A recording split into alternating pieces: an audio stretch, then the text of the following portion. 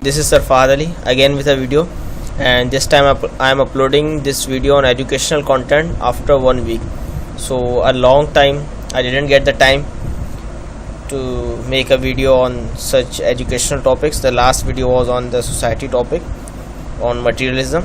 So this is the new topic in accounting. In the last video of accounting we did the cash book, and now we are on books of prime entry. Books of prime entry also includes the cash book. So I made the video separate video on cash book. If you haven't watched that video, you can watch it on my YouTube channel. Okay, so books of prime entry, why I have made a separate video for cash book and I am making a separate video for this books of prime entry. The reason is that cash book is a separate thing. Sometimes it is not relatable to the books of prime entry, but it is included in the books of prime entry. But in short, I want to say that it is not similar to the books which are being used in this video, books of prime entry. So these all books are similar to each other, the formats are similar, but somehow the transactions are different. So that's why I have made this video for the books of prime entry. As far as cash book is concerned, it is also books of prime entry, but for that I have made the separate video. Starting with the source documents, as we have seen some past paper questions, so I have observed this thing that the students sometimes make it very confusing for them.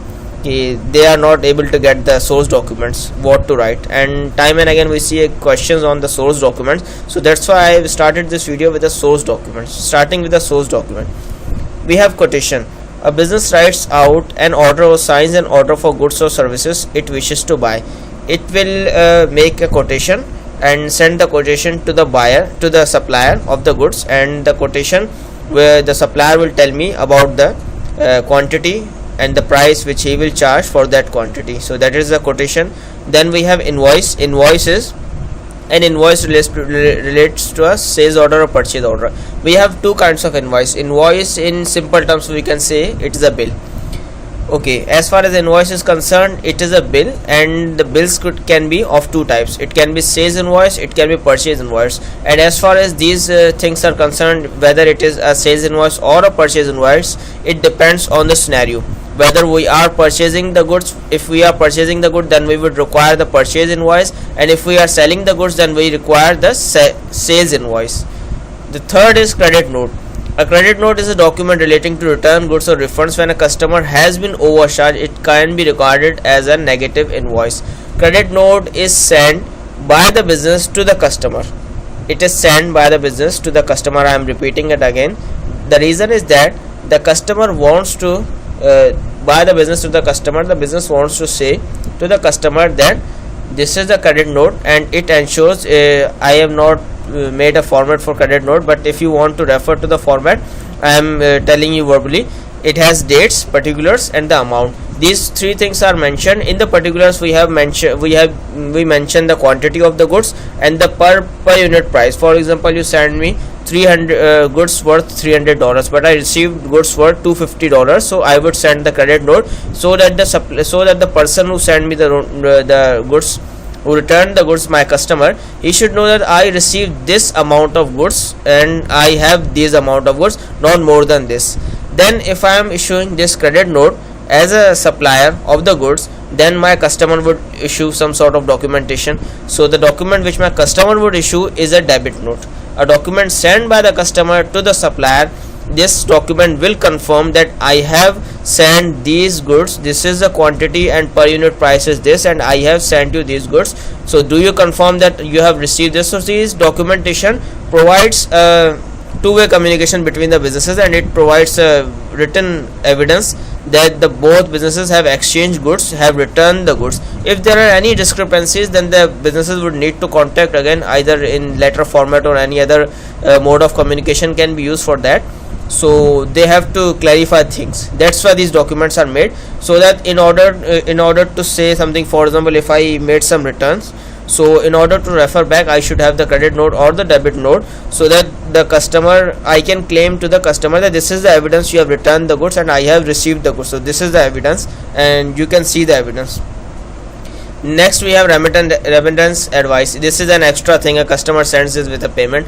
Check stubs, a business record of payments it has made. It is also an extra thing. We have a new thing, that is a statement of account, which is not mentioned in the PowerPoint slide. A statement of account is that the transaction I have made in the whole month or in a whole year. That statement of accounts will give me a summary of my transaction in the whole year or in the whole month, that I have made these sales, these purchases, these sales return, these purchases, and these all things that will give me a balance at the end, so that I can refer how the balance has been calculated and what are the transactions which have occurred throughout the year in the statement of account. Statement of account gives a summary of the transaction which have occurred throughout the year with the business. Then the third is daybooks. The first daybook is sales daybook. The sales daybook is the book of prime entry for credit sales. We always record credit sales in sales daybook, but the question which I am getting in my mind is that where do we record our cash sales?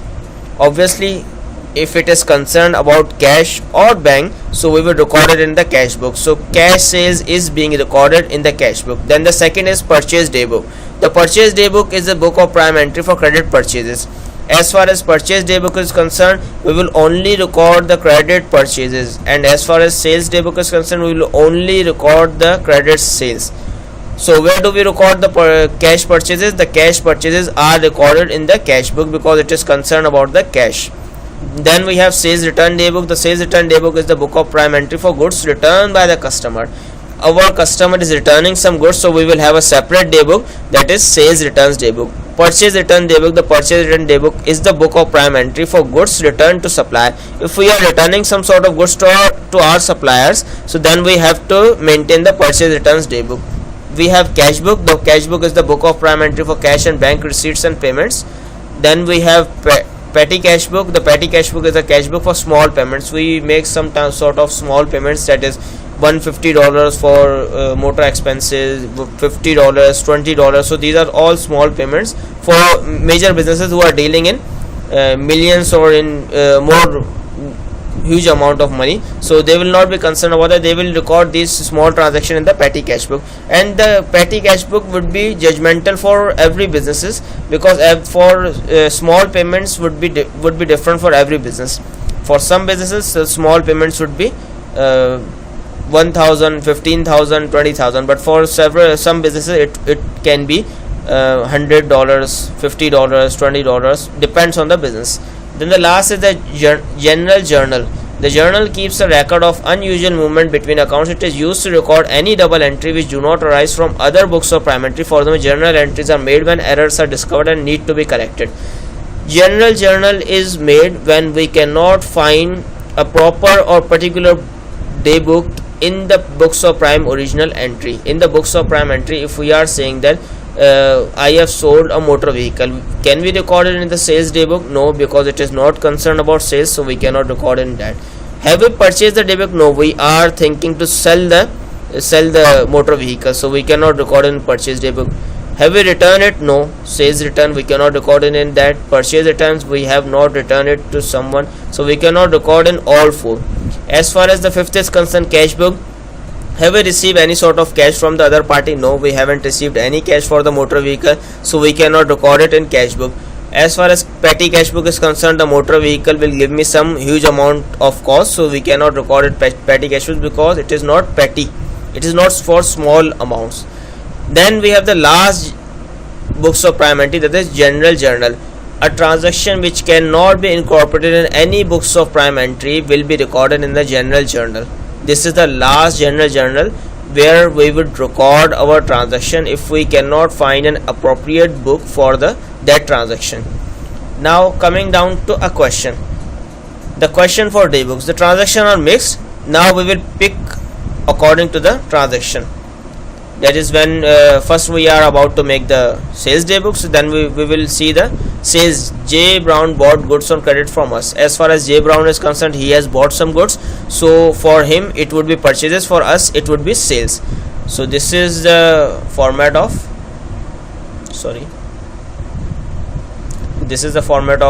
sales day book. Now we will write down the date.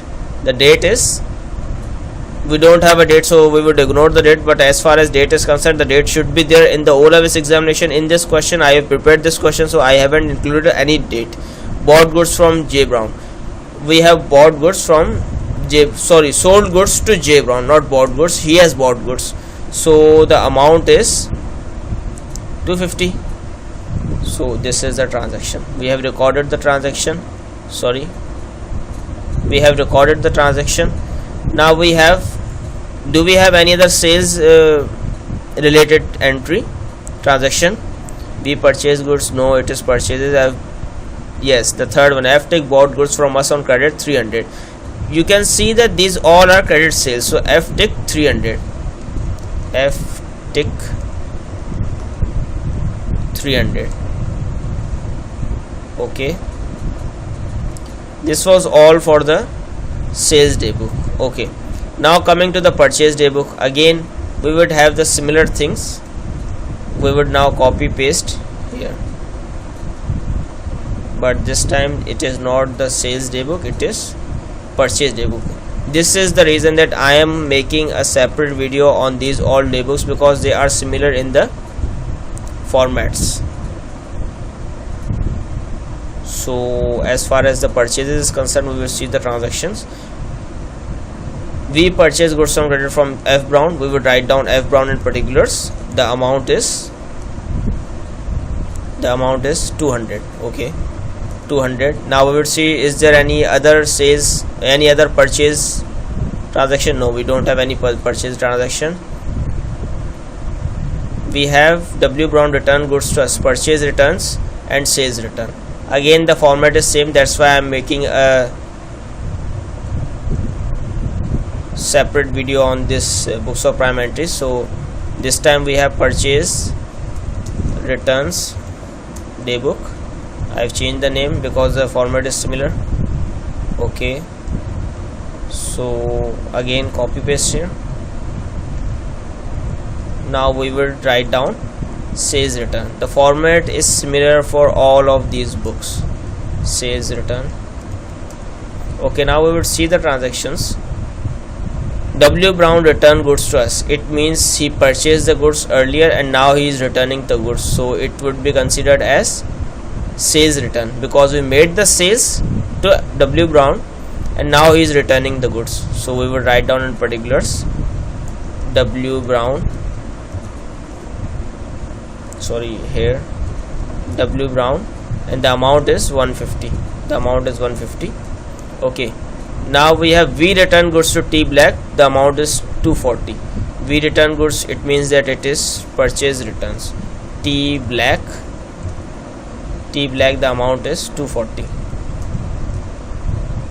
Now we have the last books of prime entry, the general journal. So for it we have a different format. Somehow as there are small differences. Date, particulars, debit, credit. Now we will write down the dollar signs underneath it. Now I would say it is the general journal. Okay, now we have two transactions, bought fixtures on credit 300 from Q Limited. If we would have bought fixtures on cash or bank, so we would have recorded it in the cash book, but this time we are buying fixtures on credit, so we would write down fixtures here. But in the general journal we will have a double entry system. Debit, fixtures are coming into the business, and what is going out of the business, the liability is increasing. Nothing is going out of the business because we are buying it on credit, but the liability is increases, and liability always increases on the credit side. So the transaction is complete. Now sold motor vehicle on credit to K Qasim. Motor vehicle is going out of the business, whereas K Qasim is receiving the motor vehicle, that's why we are debiting him. Motor vehicle, the amounts are 300. Okay, we have similar amounts in both the transactions. Okay, 300. Okay, this was the almost the end of the video, but we have a different thing here. we have to write down the narrations. Purchased fixtures on credit, because in O-levels question, in past paper question, we would see that we have some sort of narrations. Sometimes narrations are required. Sold motor vehicle. So this was the overall narration. You have to write it in your own words. So this was the video. Hopefully you like the video. Okay, as far as any questions are concerned, you can write down below in the comment section. If you have any concerns, any problem, anything you want to discuss on any topic, you can question me there. And as far as questioning is concerned, I am in the end of the video you can find out that my contact Facebook contact pages, the link is there. You can use that link. You can like my Facebook page, and I have a contact ID of Gmail ID. If you have any question, any concern, any problem, you can use that contact ID in order to question me, in order to ask me anything. So like this video, share this video, comment below, and if you haven't subscribed to my channel yet, subscribe to my channel and press the bell icon. Thank you for watching the video. Stay blessed, stay inspired.